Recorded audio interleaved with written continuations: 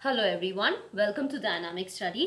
आज हमारा quiz class 16 है और आज का टॉपिक है price determination in different market part 2, जो हम डिस्कस करने वाले हैं मोनोपोली मार्केट।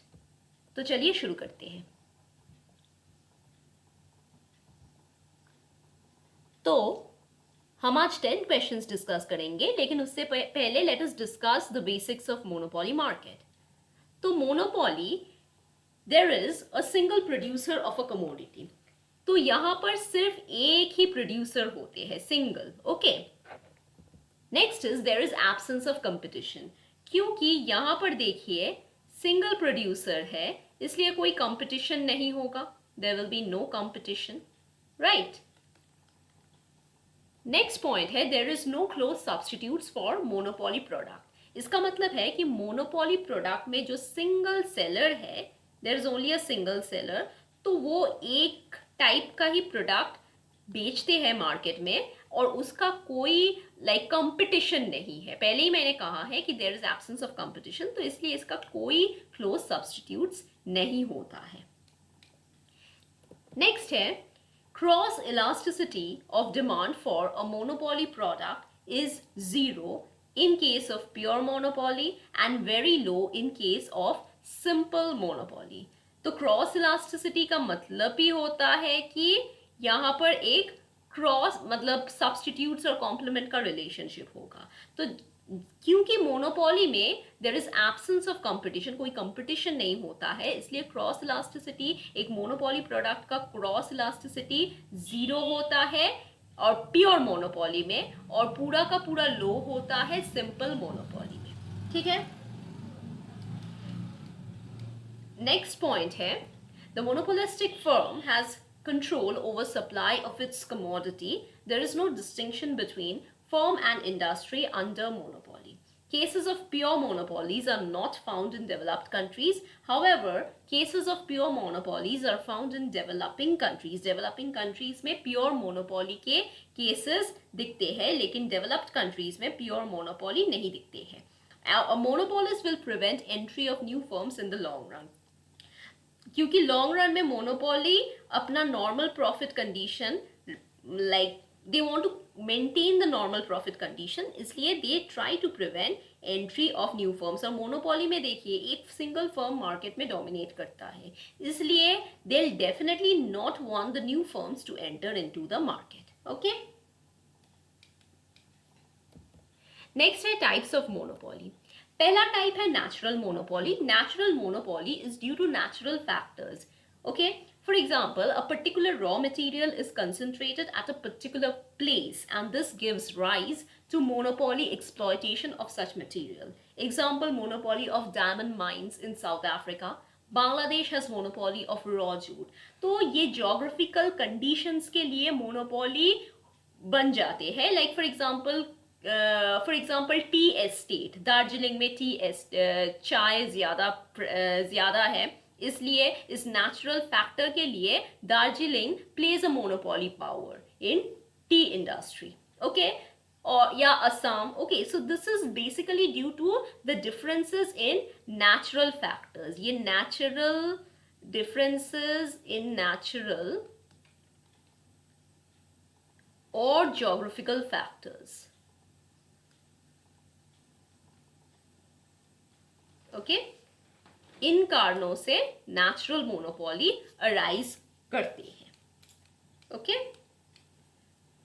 नेक्स्ट है public utility monopoly. Public utility मतलब पब्लिक गुड्स। तो governmental authorities seize complete control and management of some utilities to protect social interest. Social interest को protect करने के लिए, टू प्रोटेक्ट सोशल इंटरेस्ट को protect करने के लिए government authorities they seize complete control and management of some utilities to protect social interest. For example,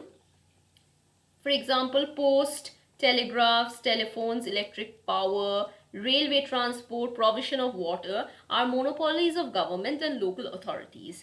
There may be many private monopolies of public utility services. हम railway का ही example लेते हैं। Railway का कोई competition नहीं है. Indian railways for example, उसका कोई कंपटीशन नहीं है. Indian railways is one only, and ये पब्लिक यूटिलिटी या पब्लिक गुड है. So it enjoys a monopoly power. Telephone, telegraphs, तो ये है पब्लिक यूटिलिटी मोनोपोली. ये एक और टाइप का मोनोपोली होता है. नेक्स्ट है fiscal monopoly. To prevent exploitation of employees and customers, government nationalizes certain industries and acquires fiscal monopoly power over them. तो government कुछ exploitation को prevent करने के लिए कुछ areas में to prevent exploitation of employees और consumers को रोकने के लिए exploitation को रोकने के लिए government nationalize करते हैं कुछ industries और and they acquire fiscal monopoly power over them. For example, fiscal monopoly of tobacco, life insurance and general insurance monopoly in India. Next है legal monopoly. Now some monopolies are engendered and protected under certain laws. तो यहाँ पर ये law word बहुत important है. Okay, ठीक है. So inventors of new processes, articles or devices, they obtain monopoly power for such inventions under patent, trademark and copyright laws. ठीक है. तो इन सब कारणों के लिए to say like for example, आप एक इन्वेंट कर रहे हो एक पर्टिकुलर गुड या कमोडिटी आप इन्वेंट कर रहे हो, तो ये आपका इन्वेंशन है, ये आपका क्रिएशन है, राइट. तो इस इन्वेंशन के लिए आपको कुछ राइट्स देना पड़ेगा, कुछ कॉपीराइट लॉज आपको like government should provide some kind of protected laws जो कि आपके इन्वेंशन और आपकी क्रिएटिविटी को प्रोटेक्ट कर पाएंगे, लाइक प्रोटेक्ट करेंगे. You will enjoy the monopoly power of your creation. तो इसका मतलब है कि जो न्यू प्रोसेसेस का इन्वेंटर्स जो होते हैं, आर्टिकल्स, डिवाइसेस, उन लोगों को मोनोपोली पावर मिलता है इन सब लॉज से, लाइक पेटेंट, ट्रेडमार्क, कॉपीराइट्स, इन सब लॉज से. तो इसे हम कहते हैं legal monopoly. There are many examples of legal monopoly of medicines. Medicines एक example है, like scientists medicines का formula बनाते हैं, right? So it is an example of legal monopoly. As Professor F.W. Taussig observes in his Principle of Economics, copyrights and patents are the simplest cases of absolute monopoly by law. However, Professor E.H. Chamberlain points out that such cases would fall more under monopolistic competition than under monopoly. ठीक है. Chamberlin कहते हैं ये सब legal monopoly cases monopolistic competition के under पड़ते हैं, not under monopoly. Okay. Next है voluntary monopoly through combinations. To eliminate competition and thereby secure higher prices, firms producing particular product may come together and make a monopoly agreement. ठीक है. तो competition को prevent करने के लिए, eliminate करने के लिए और ज़्यादा प्राइस मार्केट से पाने के लिए फर्म्स एक दे कैन जॉइन टुगेदर, वो एक साथ आ सकते हैं एक मोनोपोली अग्रीमेंट के अंडर में. ठीक है. These are known as industrial combinations. इसको हम इंडस्ट्रियल कॉम्बिनेशन कहते हैं. When all the firms merge into one organization, जब different firms एक साथ merge कर जाते हैं, एक साथ हो जाते हैं एक organization form करने के लिए, such a monopoly takes the form of a trust. इनको एक trust का form ये लेता है. The Associated Cement Companies, ACC, Associated Cement Companies in India is an example of this kind of trust, where the firm maintain their individual identity and yet enter into monopoly agreements. Such combinations are known as trade association, pools, cartels and holding companies.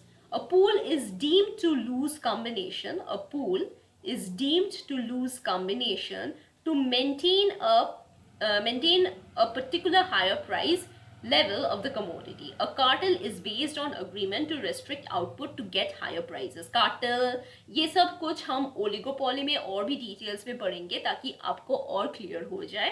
तो basically different industries come together and they form a kind of a monopoly power. ठीक है, sugar syndicate in Maharashtra एक example है.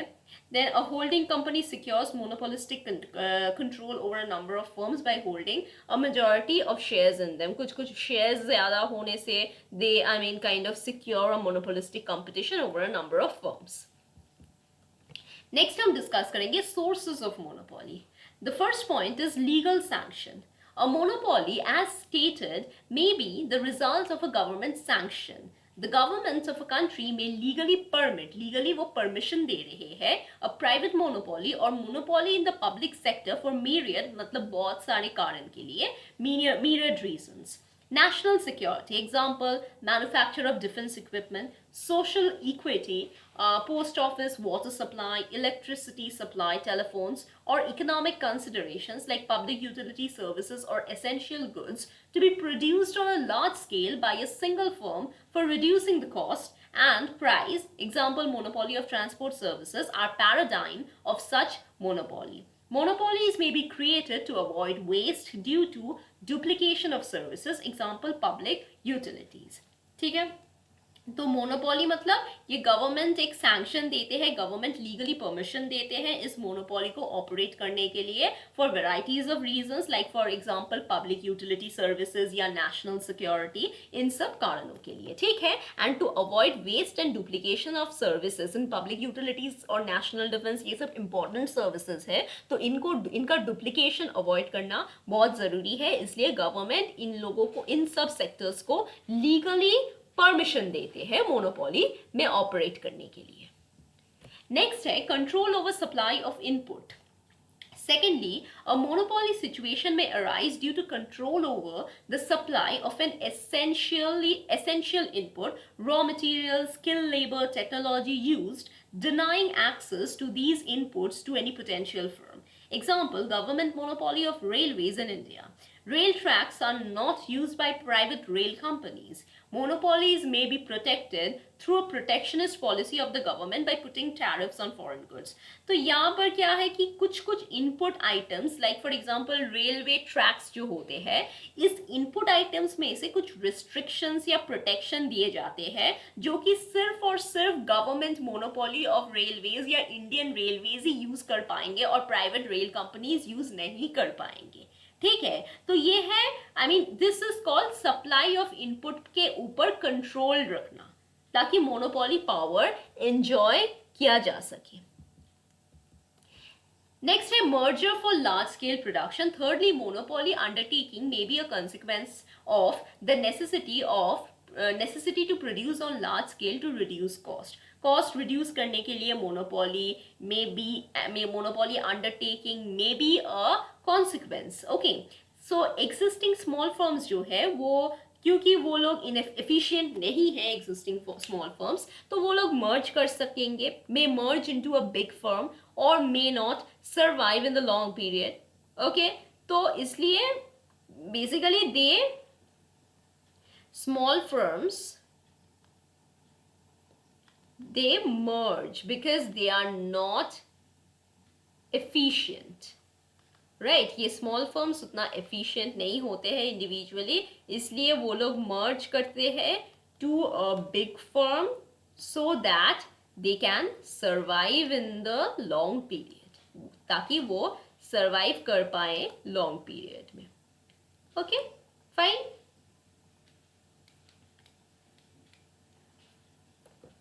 Next है rival firms eliminated. Fourthly, pressure tactics and unfair means by a giant firm may lead to elimination of rival firms from the industry. क्योंकि देखिए एक बहुत giant firm जो होते हैं, तो ये giant firm they kind of create a pressure on small firms. Okay, small rival firms. Okay, so pressure tactics and unfair means by a giant firm may lead to any elimination of these rival firms from the industry to secure a sole position of the giant firm. Suppose ये है giant firm, तो वो उनका position रखने के लिए कुछ ऐसे pressure tactics या unfair means apply करते हैं जाकि small firms eliminate हो जाए. Okay, in India many examples were revealed in the Monopoly Inquiry Commission report. Okay. Okay, अब हम डिस्कस करेंगे price under monopoly. So in order to achieve equilibrium, the monopolist should satisfy two conditions. First condition is marginal cost should be equal to marginal revenue, और second condition है marginal cost curve should cut the marginal revenue curve from below. Okay? तो ये है short run equilibrium concept. Okay? तो short run equilibrium में देखिए average revenue जो है, एवरेज रेवेन्यू कर्व गिवन है, मार्जिनल रेवेन्यू कर्व गिवन है, एवरेज कॉस्ट कर्व गिवन है. ओके, तो आप देख सकते हैं up to O Q level जो है, up to O Q level the level of output marginal revenue is greater than marginal cost. ठीक है, यहां पर marginal revenue is greater than marginal cost और क्यू लेवल में marginal revenue is equal to marginal cost. Okay, at Q marginal revenue is equal to marginal cost at OQ. Fine. Okay, अब जब हम beyond marginal, like if we go beyond OQ, then what happens? Then marginal revenue becomes lesser than marginal cost. Okay, so thus a monopolist equilibrium at OQ level, equilibrium है OQ level, equilibrium जो है monopolist का output है OQ level. Fine. और price है OP. Okay, so price जब OP है तो उन्हें abnormal supernormal profit मिलता है. Supernormal profit है PRS. ओके, तो ये है super normal profit. Clear?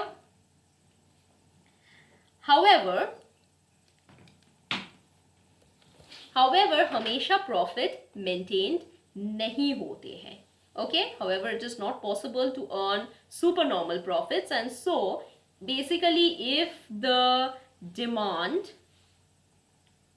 And cost situations are not favorable. अगर ये डिमांड और कॉस्ट सिचुएशन फेवरेबल नहीं होता है, then the monopolist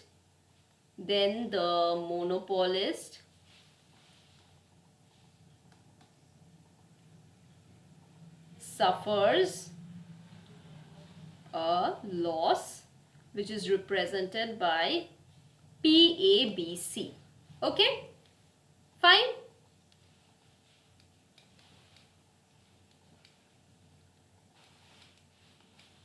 Okay, अब हम डिस्कस करेंगे long run equilibrium of a firm under monopoly.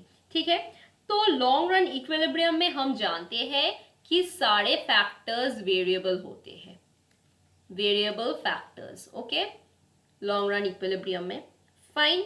और मोनोपोली फर्म मैक्सिमाइज करते हैं प्रॉफिट जहां पर marginal revenue is equal to marginal cost. ठीक है, and LMC curve intersects the MR curve from below.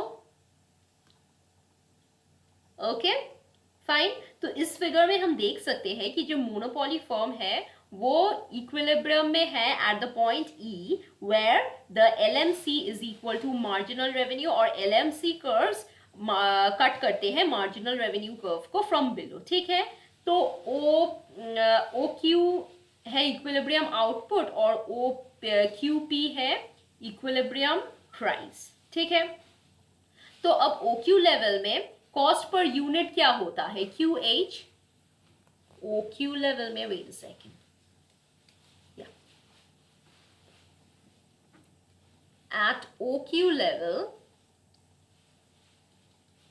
cost per unit क्या होते हैं? OQ लेवल में कॉस्ट पर यूनिट है QH, क्योंकि आप देख सकते हैं LAC long run average cost curve, और प्राइस पर यूनिट है QP, प्राइस पर यूनिट है QP. Okay, fine. तो HP रिप्रेजेंट करते हैं क्या? HP रिप्रेजेंट करते हैं सुपर नॉर्मल प्रॉफिट, और ये रेक्टेंगल है सुपर नॉर्मल प्रॉफिट. लेकिन आप नोट करिए कीजिए ये LAC कर्व के मिनिमम नहीं है. not minimum of long run average cost curve. Okay, so this is not the minimum of long run average cost curve. इसका मतलब क्या है? The long run average cost curve is not at the minimum level of output, so the firm will build an optimum scale of plant only if the demand for the product increases. ये optimum तो नहीं है, right?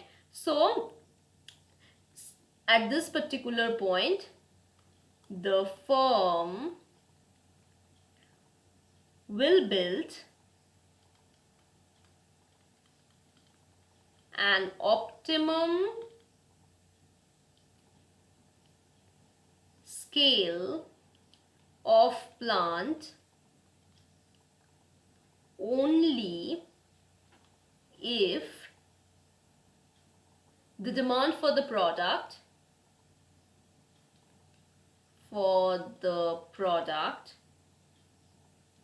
increases.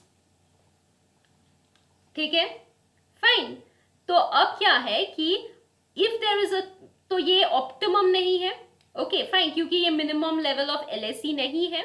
Okay, now if there is a threat of entry of new firms, अगर ये threat है नए firms enter करेंगे market में, ठीक है, तब मोनोपोलिस्ट क्या करते हैं?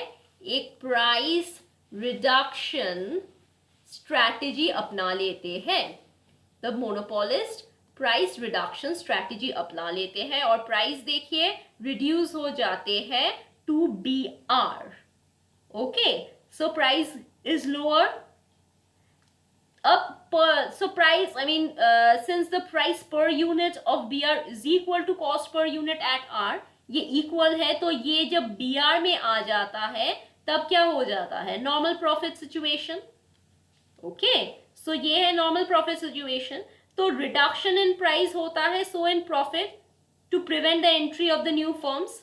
ओके, सो प्राइस रिडक्शन से क्या होता है?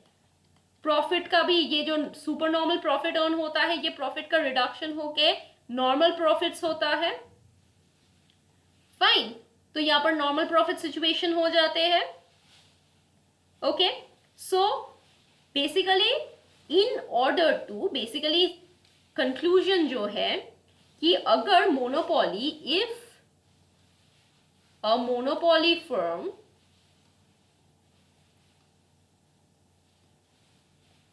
if a monopoly firm wants to maintain its monopoly status,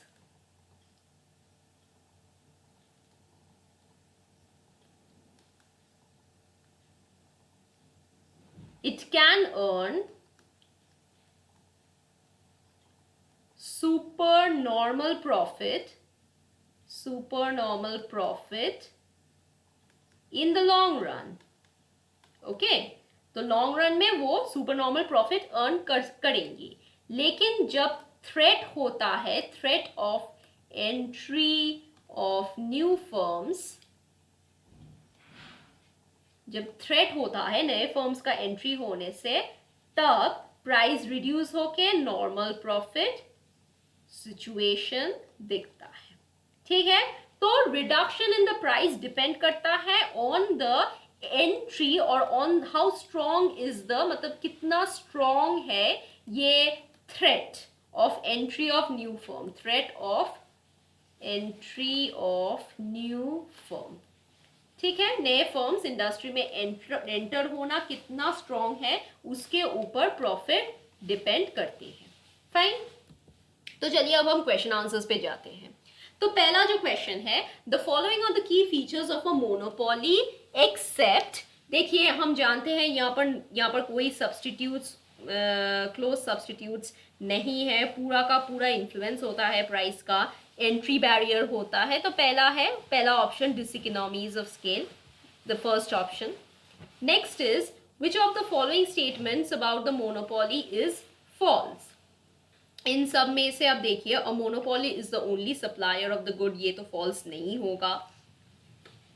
monopoly do have barriers of entry and exchange. तो इसका आंसर बी होगा। हम सेकेंड ऑप्शन में ही आप देख सकते हैं ये हो रहा है। अब बाकी का ऑप्शन सब पढ़ लीजिए। The good produced by a monopoly has no close substitute, ये तो सही है। नन ऑफ द अबव, ये तो बिल्कुल सही नहीं है। ओके, नेक्स्ट है which of the following is least likely to be a monopoly. इनमें से कौन सा मोनोपोली नहीं होगा?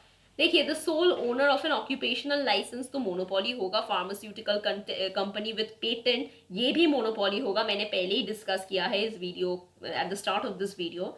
Store in a large shopping mall, एक शॉपिंग मॉल में देखिए बहुत सारे ऑप्शंस है, बहुत सारे कंपिटिटर्स है, बहुत सारे मार्केट्स है, तो ये तो मोनोपोली नहीं होगा। Holder of public franchise monopoly होगा। तो इसका आंसर ऑप्शन सी होगा। Then question number 4, defining characteristics of natural monopoly. हमने नेचुरल मोनोपोली अभी अभी डिस्कस हमने कर चुके हैं। So it exist because of legal barriers. Legal barriers का कोई क्वेश्चन नहीं है क्योंकि नेचुरल मोनोपोली है। No close substitutes, okay. It's average total cost, देखिए मोनोपोली का एक बहुत ही मतलब it's a characteristics of monopoly.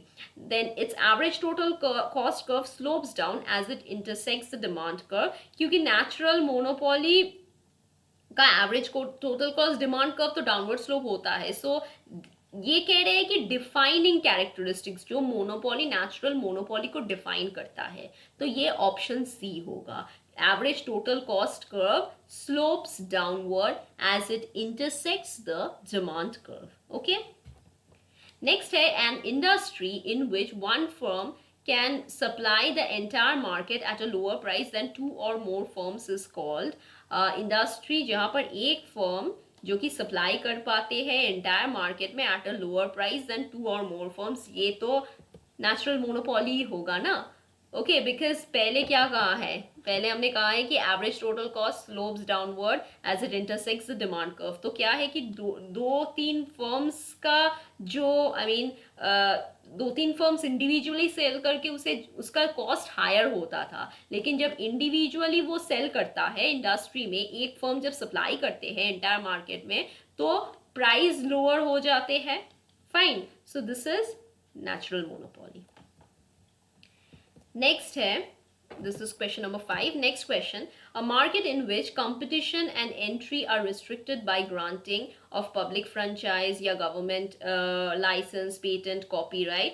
तो ये देखिए यहाँ पर governmental legal rights, legal laws impose किया जा रहा है, तो ये लीगल मोनोपोली होगा। ठीक है, नेक्स्ट है मोनोपोलिस्ट। ये तो बहुत इजी है, ये ऑप्शन ए होगा, face downward sloping demand curve, it is quite evident. तो चलिए let's go on to question number 8। यहाँ पर क्वेश्चन है which of the following statement is true. तो यहाँ पर चारों ऑप्शंस गिवन है, उन चारों में से आपको एक सिलेक्ट करना है। ठीक है, तो पहला है option A, perfectly competitive industry में industry produces more output and charges the same price as that of single price monopoly. Option B है perfectly competitive industry produces less output but charges lower price than single monopoly. Option 3 है less output but charges same prices, और option D है more output but charges lower price than single monopoly. तो देखिए option B और option C तो नहीं होगा, क्योंकि देखिए परफेक्टली कॉम्पिटिटिव फर्म जो होते हैं या इंडस्ट्री होते हैं, वहाँ पर large number of buyers and sellers होते हैं, और वहाँ पर free entry and exit of firms एक कैरेक्टरिस्टिक्स है परफेक्ट कंपटीशन का, राइट। तो इसलिए यहाँ पर डेफिनेटली प्रोडक्शन ज्यादा होगा than single price monopoly, so less will not be applicable for here in this case। और नेक्स्ट जो है मोर आउटपुट ए और बी रह गया। तो यहाँ पर सेम प्राइस तो नहीं होगा क्योंकि मोनोपोली सिंगल सेलर है। मोनोपोली सिंगल सेलर है मतलब कि वो इसका कोई कंपिटिटर नहीं है, उसका there is no competitors, there is no competition, right. तो सिंगल सेलर है, कोई कंपिटिटर नहीं है। तो जब कोई कंपिटिटर नहीं है तो तब क्या होगा? जब कंपटीटर नहीं होगा तो वो ज्यादा प्राइस चार्ज करेगा, price will be greater, right, greater than that of the perfectly competitive industry. So it is going to be option D. Okay, option D. अब देखिए question number 9. The question number 9 says marginal revenue curve in monopoly, it is equal to the demand curve, parallel with the demand curve, lies below and converges with the demand curve, and lies below and diverges. ये तो option D होगा, quite evident. Next last question जो है, in monopoly, in the long run equilibrium, the firm is option A, productively efficient, allocatively inefficient, where marginal cost is less than marginal revenue and produces socially optimal level. देखिए ये मैंने पहले ही कहा था कि जो long run average cost curve जो होता है, in long run initially it doesn't operate at the minimum of LAC.